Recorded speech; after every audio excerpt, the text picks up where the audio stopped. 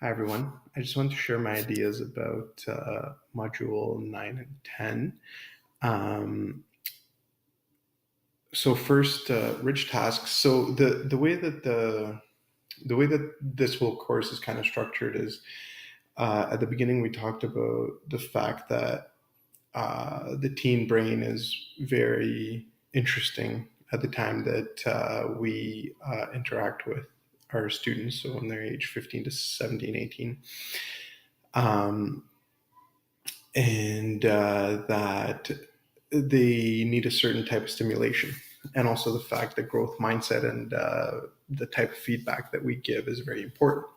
So now, when we get to the idea of rich tasks, this is kind of a concrete solution as to how do we create tasks so that students are going to be engaged in a way that they want to be engaged, and also the type of tasks that we can give some positive growth mindset feedback to, because we know that the old kind of algorithmic questions we can't really give, there isn't really much descriptive feedback to be given.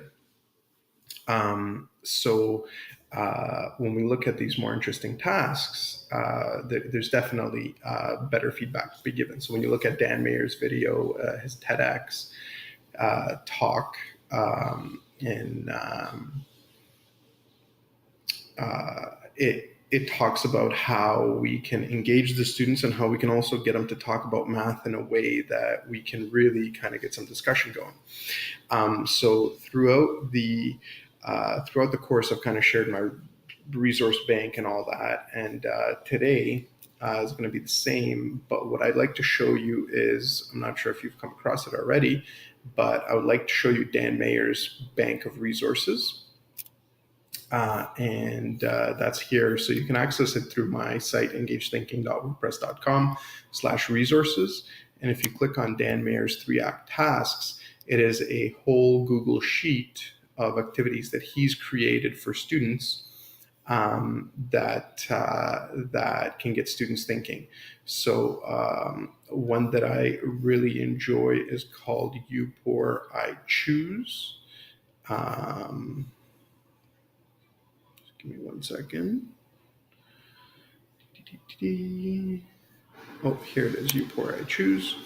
And so when you click on that task, there's Act 1, where you just kind of activate student thinking to get it going. Then there's Act 2. You kind of ask them for some questions. What do they think we need?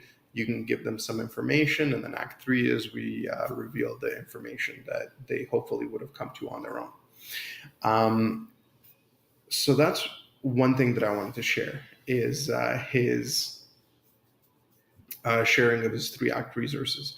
The other thing that I wanted to share is so Dan Mayer works for Desmos now. And I've showed that graphing calculator before, but what Dan Mayer actually does is he works on a teacher side of Desmos, and it's called teacher.desmos.com. So I'm going to show you that right now. So it's teacher.desmos.com. You'd sign in with the account that you choose to sign in with. Sorry. There we go. And there's a whole set of activities. And so I'm going to show you one. So I'm just looking for linear. And so here is Polygraph. So Polygraph is an activity that's exactly the same as Guess Who, right? So it would partner 2 of your students in your class, and it would have them play a round of Guess Who, where they have to guess certain attributes that of a picture that somebody else has picked, and the picture is going to be a linear.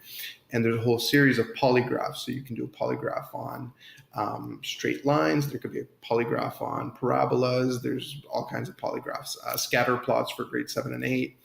Lots of different things. But it's not only polygraphs. I just went there first because it's very exciting. But there is, so if you're just kind of searching, Marble Slides is amazing, but it does get into domain and range fairly early. But it's kind of a cool thing to show your students.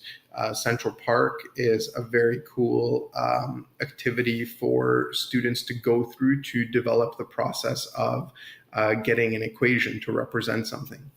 There are so many activities. Function Carnival is so cool for grade 9 applied all the way through calculus. Waterline is also amazing. There's just so many activities. And the cool thing about it is that, and so this brings me to module 11, differentiating. The cool thing is that when students are working on the activities on Desmos, on teacher Desmos, as your class is working, you'll see 30 different little screens on your computer. I can't really get the image up because I don't have a class right now, but you see 30 little screens and what's going on those 30 screens. And if you want to click on one of the screens, then it'll zoom into one student's work. You can also have all of the students' work overlay on each other so you can compare different lines, things like that. It's just super powerful, and I encourage you to play around with teacher.desmos.com. So that's all of Dan Mayer's work, those 3 act tasks and the teacher.desmos.com website. Okay, so there's some resources for you to play with, and we will talk again soon.